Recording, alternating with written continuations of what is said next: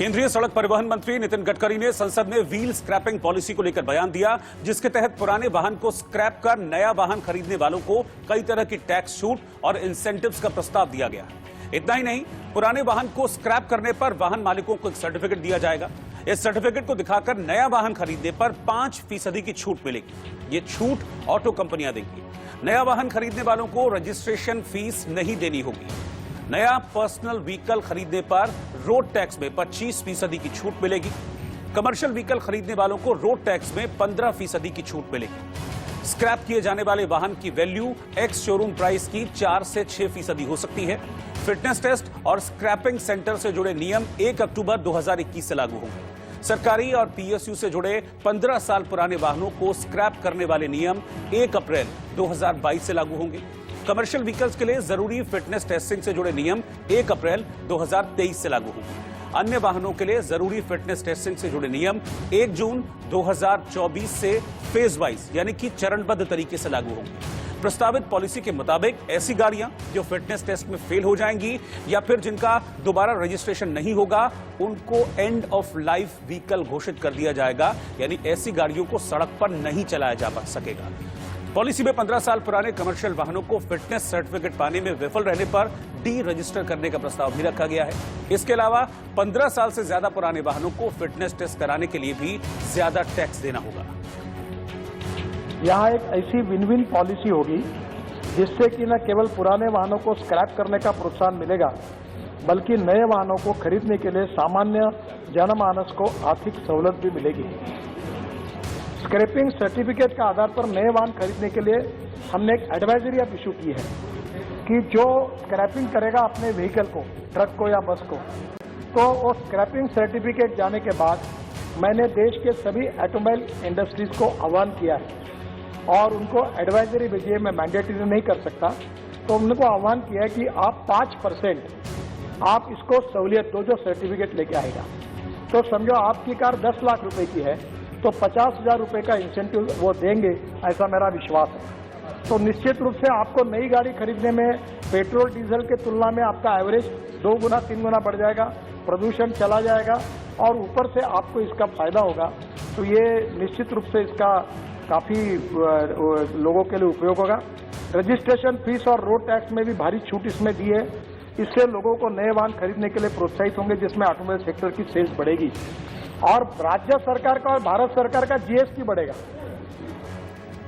आने वाले समय में आपको सफर के दौरान टोल प्लाजा पर होने वाली समस्याओं से मुक्ति मिल जाएगी। केंद्रीय मंत्री नितिन गडकरी ने संसद में कहा कि अगले 1 साल में मौजूदा टोल कलेक्शन सिस्टम को पूरी तरह से खत्म कर दिया जाएगा, यानी कि मौजूदा टोल प्लाजा हटा दिए जाएंगे। सदन को आश्वस्त कर रहा हूं कि 1 साल के अंदर सब टोल निकल जाएंगे देश के। पर उसका अर्थ यह है कि टोल नहीं रहेंगे, पर आपको जीपीएस पे हमारे केवल रोड के एंट्री पर कैमरा रहेगा, जीपीएस पर आपका इमेज कैच करेगा और जहां से जाओगे वहां और जहां से निकलोगे वहां उतना ही पैसा आपसे कटेगा। ना टोल होगा, ना रोकेगा कोई, ना कुछ होगा। और ये 1 साल के अंदर हम लोग पूरा करेंगे। मनीष तिवारी जी। दूसरा, सम्माननीय स्पीकर महोदय, आपको मैं बहुत अच्छी बात बता रहा हूं कि ये टोल में चोरियां भी बहुत होती थी। अभी इस समय कोविड के कार्यकाल में हमारा टोल का इनकम 24,000 करोड़ साल का था, वो 10,000 करोड़ कम होना चाहिए था, पर अध्यक्ष महाराज हमने एक फास्ट ट्रैक लाया और 93% फास्ट ट्रैक अब लागू हो गया।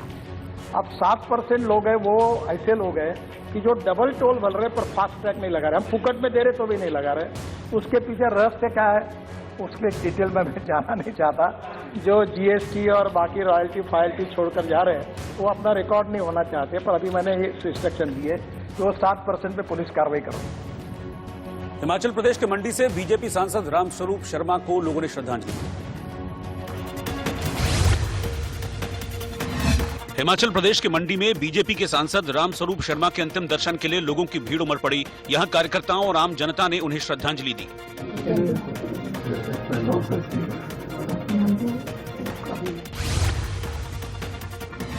राजस्थान में पाली जिले के रायपुर थाना इलाके में अगवा कर एक लड़की के साथ जंगल में गैंगरेप किया गया। लड़की का वीडियो बनाकर उसे ब्लैकमेल भी किया गया। पुलिस ने आरोपी को गिरफ्तार कर लिया है। राजस्थान में झुंझुनू के जेलर पर कैदियों के साथ मारपीट और वसूली के गंभीर आरोप लगे हैं। एक कार्यक्रम में जब कलेक्टर यूडी खान पहुंचे तो कैदियों ने उनसे शिकायत कर दी। राजस्थान में जोधपुर के कुम्हारिया कुआं इलाके में अगवा बच्चे की हत्या के आरोपी को गिरफ्तार कर लिया गया है। आरोपी हत्या के बाद उसके परिवार वालों से फिरौती भी वसूलना चाहता था। पश्चिम बंगाल में बांकुरा की सल्तोरा सीट पर बीजेपी ने एक मजदूर की पत्नी चंदना बोरी को टिकट दिया है। बीजेपी का मकसद है कि लोगों में ये संदेश जाए कि आम लोग भी अपनी लगन और ईमानदारी से नेता बन सकते हैं। भारत के मौसम विज्ञान विभाग ने मैदानी राज्यों में बारिश के साथ ओला गिरने का अनुमान जारी किया है। पाकिस्तान और जम्मू कश्मीर के ऊपर ताजा पश्चिमी विक्षोभ पैदा होने की वजह से ऐसी संभावना है। शेयर बाजार गुरुवार को गिरावट के साथ बंद हुआ। सेंसेक्स 585 अंक लुढ़ककर 49,216 पर बंद हुआ। वहीं निफ्टी 163 अंक नीचे 14,557 पर बंद हुआ। उत्तराखंड के मुख्यमंत्री तीरथ सिंह रावत ने महिलाओं के फटी जींस पहनने पर जो बयान दिया उस पर उनका लगातार विरोध हो रहा है। राजनीतिक दलों से लेकर सोशल मीडिया तक पर तीरथ सिंह रावत घिरे हुए हैं। दरअसल तीरथ सिंह रावत का एक वीडियो सामने आया था जिसमें उन्होंने फटी हुई जींस पहनी महिला का किस्सा सुनाते हुए उसके संस्कार पर सवाल उठाए थे। लिहाजा उत्तराखंड के नए नवेले सीएम तीरथ सिंह रावत की ओर से महिलाओं के कपड़ों पर दिए गए विवादित बयान का जिक्र करते हुए शिवसेना सांसद प्रियंका चतुर्वेदी ने राज्यसभा में उनकी जमकर आलोचना की। Sir, it is extremely concerning that while we should be discussing this, we end up discussing about women wearing ripped jeans and women also being गैर संस्कारी। इतना ही नहीं, शिवसेना सांसद प्रियंका चतुर्वेदी ने सदन के बाहर भी लड़कियों की फटी जीन्स पर कमेंट करने वाले तीरथ सिंह रावत को निशाने पर लिया। संस्कार का सर्टिफिकेट देने वाले बहुत सारे भारतीय जनता पार्टी के मुख्यमंत्री रहे हैं और खास करके महिला क्या पहनती हैं, क्या आभूषण पहनती हैं, क्या वस्त्र पहनती हैं, क्या घूंघट लगाती हैं, क्या फटी हुई जीन्स पहनती हैं, उन संस्कृति के बारे में संस्कृति के रक्षक जो बने हुए हैं और सेल्फ सर्टिफाइड सर्टिफिकेट देते हैं, बहुत ही दुर्भाग्यपूर्ण है। मैं उनसे यही पूछना चाहूंगी, क्या वो वही सोच लेकर आ रहे हैं जो हरियाणा के मुख्यमंत्री बोल चुके हैं कि महिला के लिए घूंघट उसका सजावट है? क्या वो मानते हैं कि जो हरियाणा के मुख्यमंत्री ने कहा था कि क्या महिला इतना फ्रीडम चाहती हैं कि बगैर कपड़े के चली जाएंगी? तो इस तरीके की महिलाओं को लेकर टीका टिप्पणी करना उनकी एक सोच दिखाता है कि महिला विरोधी जो मानसिकता है वो भारतीय जनता पार्टी की इनके मुख्यमंत्री रोज उजागर करते हैं। प्रियंका चतुर्वेदी के अलावा तृणमूल कांग्रेस की सांसद महुआ मोइत्रा ने भी तीरथ सिंह रावत के बयान पर तीखी प्रतिक्रिया दी। उन्होंने अपने ट्विटर हैंडल से लिखा, उत्तराखंड के मुख्यमंत्री कहते हैं कि जब नीचे देखा तो गम बूट थे और ऊपर देखा तो एनजीओ चलाती हो और घुटने फटे दिखते हैं। सीएम साहब, जब आपको देखा तो ऊपर नीचे आगे पीछे हमें सिर्फ बेशर्म बेहुदा आदमी दिखता है। वहीं समाजवादी पार्टी की सांसद जया बच्चन ने भी तीरथ सिंह रावत के बयान की निंदा की और उन्हें सोच बदलने की सलाह दे डाली। इस तरह का स्टेटमेंट एक प्रदेश के मुख्यमंत्री जो नए नए पद में आए हैं, इस तरह का स्टेटमेंट उनको शोभा नहीं देता। ऊंचे पद पे बैठे हुए लोगों को सोच समझकर पब्लिक स्टेटमेंट देनी चाहिए। आज के जमाने में आप इस तरह की बातें करते हैं और कपड़ों से डिसाइड आप करेंगे कि कौन संस्कारी और कौन संस्कारी नहीं है। ये बहुत गलत बात है और ये बहुत बुरी सोच है और इसी तरह के सोच की वजह से आज जो विमेन के अगेंस्ट में क्राइम हो रही है उनको प्रोत्साहन मिलता है। इससे पहले जया बच्चन की नातिन नव्या नवेली नंदा ने भी सीएम तीरथ सिंह रावत को सलाह देते हुए इंस्टाग्राम पर एक पोस्ट किया था। नव्या ने लिखा, हमारे कपड़े बदलने से पहले अपनी मानसिकता बदलें। मैं अपनी रिप्ड जीन्स पहनूंगी, थैंक यू, और मैं उसे गर्व के साथ पहनूंगी। दरअसल तीरथ सिंह रावत ने बुधवार को महिलाओं के पहनावे को लेकर कहा था कि आजकल महिलाएं फटी जीन्स पहनकर चल रही हैं। क्या ये सब सही है? ये कैसे संस्कार हैं? और बहन की बैठी थी तो बातचीत हुई, बाबा की बगल में बैठी है, लेकिन मैंने जब उनकी तरफ देखा तो नीचे गमबूट थे, जब और ऊपर देखा तो घुटने फटे थे, हाथ देखे तो कई कड़े थे, लेकिन जब ये घुटने देखे बच्चे दो साथ में उनके। मैंने कहा, बहन जी कहाँ जाना? दिल्ली जाना। हस्बैंड कहाँ है? जीएमयू में प्रोफेसर है। तुम क्या करती हो? मैं ये एनजीओ चलाती हूँ। एनजीओ चलाती है, घुटने फटे दिखते हैं, समाज के बीच में जाती हो, बच्चे साथ में हैं, क्या संस्कार है?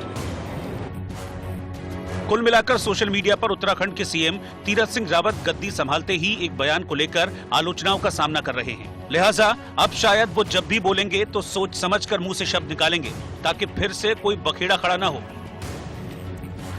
और उधर अब तीरथ सिंह रावत का एक और वीडियो वायरल हो गया है। इस वीडियो में वो अपने कॉलेज के दिनों का किस्सा सुनाते हुए लड़कियों के शॉर्ट्स पहनने पर सवाल उठा रहे हैं। एक बार था सिनेमा में जब पढ़ता था, एक चंडीगढ़ से आई लड़की, वो हमारे यहाँ की थी, चंडीगढ़ की नहीं थी, माफ करना, थी पहाड़ी की, पर चंडीगढ़ की से आई, श्रीनगर आई। और उसके आप क्या बोलते हो, कट क्या बोलते, पहली बार नया नया, तो ऐसे दिख रहे थे लड़के उसको, बस आ गई बम्बई से, है कोई क्यों। और उसका कुछ दिन ऐसा मजाक बना, ऐसा मजाक, क्योंकि सारे पीछे भागना शुरू कर दिए। यूनिवर्सिटी में पढ़ने आए हो क्यों, और बदन दिखा रहे हो, क्या होगा। और वहीं कांग्रेस नेता अलका लांबा ने भी तीरथ सिंह रावत पर फटी जींस को लेकर एक के बाद एक कई हमले किए।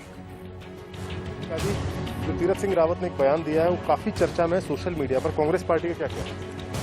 देखिए, कल से हम भी देख रहे हैं इस बयान के बाद पूरे देश की महिलाओं में एक आक्रोश है, गुस्सा है, ट्रेंड चल रहे हैं और हम पूरे उस आक्रोश, उस गुस्से के साथ कांग्रेस खड़ी है, क्योंकि ये एक बार नहीं हुआ। शुरुआत देश के प्रधानमंत्री नरेंद्र मोदी जी से हुई थी, जब उन्होंने कहा था कि वह क्या गर्लफ्रेंड है, 50 करोड़ की इसकी कीमत है। लगा चलिए बयान था, माफी मांग लेंगे और आगे एक कह देंगे कि ये नहीं होना चाहिए। लेकिन उसके बाद देखिए सिलसिला, मनोहर लाल खट्टर आपके हरियाणा के भाजपा के मुख्यमंत्री हैं, कहते हैं अगर जो बेटियां आजादी मांगती हैं, संविधान में दी हुई आजादी मांगती है, तो कहते हैं अगर आजादी चाहिए तो अपने कपड़े खोलकर घूमिए खुले में। ये उनका बयान है। योगी आदित्यनाथ मुख्यमंत्री हैं आज की तारीख में, 21वीं सदी में हम, कहते हैं महिलाओं को आजाद और स्वतंत्र नहीं छोड़ा जा सकता। ये छोड़ने की बात जैसे कोई जानवर हो कि आपको उसे ढीला छोड़ना है, छोड़ा।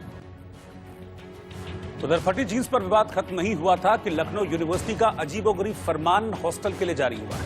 दरअसल लखनऊ यूनिवर्सिटी के तिलक गर्ल्स कॉलेज के मेस में एक नोटिस लगाया गया है जिसमें लड़कियों के शॉर्ट्स यानी छोटे कपड़े पहनने पर 100 रुपए का जुर्माना लगाने की बात कही गई। तिलक हॉस्टल में आप देख सकते हैं कि लखनऊ यूनिवर्सिटी का ये हॉस्टल है, ये एक गर्ल्स हॉस्टल है। सबसे महत्वपूर्ण बात है कि जो नोटिस लगाई गई थी, नोटिस में बताया गया था कि अगर लड़कियां शॉर्ट्स पहनती हैं तो उन पर 100 रुपये का जुर्माना लगाया जाएगा। वहीं कई लोगों से बातचीत करने पर ही पता चला कि लड़कियों की तरफ से कहना है कि अगर हम लोग 7 बजे के बाद हॉस्टल में एंट्री करते हैं तो हमारा 100 रुपये का जुर्माना लगाया जाता है, जबकि कोई आदेश नहीं है। तो कहीं ना कहीं आप देख सकते हैं कि लखनऊ यूनिवर्सिटी के प्रशासन ने तो साफ तौर पर मना कर दिया कि इस तरह की कोई नोटिस नहीं लगाई गई है, लेकिन यहाँ के लड़कियों का आरोप है, हॉस्टल के लड़कियों का आरोप है कि इस तरह से नोटिस लगाकर हम लोग को परेशान किया जा रहा है। देश में कोरोना बहुत तेजी के साथ फैलता जा रहा है, क्योंकि अकेले महाराष्ट्र की अगर हम बात करें तो पिछले 24 घंटे में यहां 23,000 से ज्यादा केस सामने आए। संक्रमण से मौतों का सिलसिला भी लगातार बढ़ रहा है। पुणे में कोरोना से देश का सबसे प्रभावित शहर इस वक्त पुणे बनता जा रहा है। पिछले 24 घंटे के दौरान पुणे मंडल यानी पुणे शहर, ग्रामीण, पिंपरी चिंचवाड़ और कोल्हापुर में 4,745 नए मामले सामने आए। इस दौरान यहां 15 लोगों की जान गई। लिहाजा 31 मार्च तक पुणे में रात 11 बजे से सुबह 6 बजे तक नाइट कर्फ्यू लगा दिया गया। वहीं पालघर में एक स्कूल के 30 बच्चे संक्रमित पाए गए, जबकि पंजाब में कोरोना के बढ़ते मामलों को देखते हुए मुख्यमंत्री कैप्टन अमरिंदर सिंह ने प्रदेश के 9 जिलों में नाइट कर्फ्यू लगाने का ऐलान किया। उधर दिल्ली में कोरोना को लेकर केजरीवाल सरकार भी अलर्ट मोड पर है। दिल्ली के मुख्यमंत्री अरविंद केजरीवाल ने आज एक बैठक बुलाई। हालांकि दिल्ली के स्वास्थ्य मंत्री सत्येंद्र जैन ने कहा कि अभी फिक्र की बात नहीं है, दिल्ली की पॉजिटिविटी दर 1% से कम है। यहाँ पर इस वक्त लॉकडाउन कई जगहों पर लगा दिया गया है, नाइट कर्फ्यू लगा दिया गया है।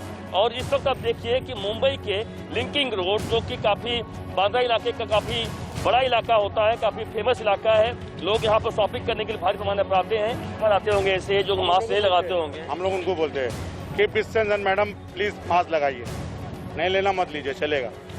क्योंकि आप आओगी, आप इन्फेक्ट होगी तो आपके अलावा हम तो नहीं हो गए, चलो हमको नहीं होना, किसी दूसरे को इन्फेक्ट हो गया तो। बहुत अच्छी बात कर रहे हैं कि भले सामान ना ले कोई चलेगा, लेकिन आप मास्क लगाइए, सोशल डिस्टेंसिंग का पालन करिए। यहाँ पे जहाँ तक मुझे पता 1-2 नहीं सैकड़ों दुकानें हैं भीड़ यहाँ पे बहुत होती है। एक दिन में मेरे ख्याल से हजारों लोग आते हैं यहाँ पर। हजारों लाखों की तादाद में बहुत आते हैं। और कुछ कुछ औरतें ऐसी रहती है भाई, उनको बोलने जाओ ना, तुमको क्या करने का है। कि एनसीआर में जो धारा 144 है वो 10 मई तक के लिए बढ़ा दी गई है। हम इस बात को देख रहे हैं कि लोग मास्क पहन रहे हैं या नहीं पहन रहे हैं। तो जहां तहां रोड पर आपको ऐसे लोग जरूर नजर आ जाएंगे जो मास्क नहीं पहन रहे हैं। हालांकि हम ये नहीं कह रहे कि सब लोग मास्क नहीं पहन रहे हैं, लेकिन निश्चित है कि जो लोग नहीं पहन रहे हैं वो चिंता और परेशानी बढ़ा रहे हैं। एक मिनट रुकिए, मास्क क्यों नहीं पहन रहे? मास्क क्यों? मास्क नहीं पहनना भाई साहब, काम नहीं चल रहा, 5 रुपए हमारे पास है नहीं है। लेकिन जो कोरोना गाइडलाइन है उनका पालन बेहद जरूरी है। आप ये बताइए साहब, मास्क क्यों नहीं पहना हुआ? मास्क लगा रखा था, बेटा है। लेकिन आपको लगता है कि जिस तरह से चिंता बढ़ रही है कोरोना को लेकर, मास्क लगाना चाहिए, आगे से पहनेंगे? हाँ नहीं पहन रखा है, अभी उतारा। तो आप देखिए, जब लोगों से पूछते हैं तो कुछ ना कुछ ऐसा कह देते हैं कि अभी उतारा है और कि पहना हुआ था। ये बताइए भाई साहब, आप ऑटो चलाते हैं, सवारी को बैठाते हैं, लेकिन आपने मास्क नहीं पहना। चिंता जाहिर है लगातार बढ़ रही है, क्यों मास्क नहीं पहना? मास्क लगाएंगे भी ले रहे हैं दुकान पर। तो अभी पहनना चाहिए था ना। अभी घर से डाल लग रहे, घर से आ रहे हैं लेकिन आप रोड पर हैं, तो मास्क नहीं पहनेंगे क्या? हाँ मास्क पहनेंगे। तो पहनिए। ऑटो लगा रहे हैं हम। तो आप देखिए, पीछे भी एक शख्स बैठा हुआ है जिसने मास्क नहीं पहना है। तो ऐसे में यही वो लोग हैं जो निश्चित है जो सरकार है उसके साथ साथ आम लोगों की चिंता में और ज्यादा इजाफा कर रहे हैं। गुजरात के वडोदरा जिले में कोरोना का संक्रमण तेजी से फैल रहा है। गुजरात में वडोदरा के खानपुर गांव में एक ही दिन में 47 लोग कोरोना पॉजिटिव पाए गए हैं। इसके बाद गांव में कोरोना जांच तेज कर दी गई है। महाराष्ट्र में पालघर के नंडोरे में आदिवासी आश्रम स्कूल में 30 बच्चे और एक शिक्षक कोरोना पॉजिटिव पाए गए। मुंबई में ब्रीच कैंडी के पास एक रेस्टोरेंट में बीएमसी ने कोविड गाइडलाइन के तहत देर रात छापेमारी की। यहां 245 लोग ऐसे पाए गए जो बिना मास्क के थे और उनसे जुर्माना वसूला गया। देश में कोरोना के केस बढ़ने के बाद झारखंड के रांची में सरकार ने सख्ती बढ़ा दी है।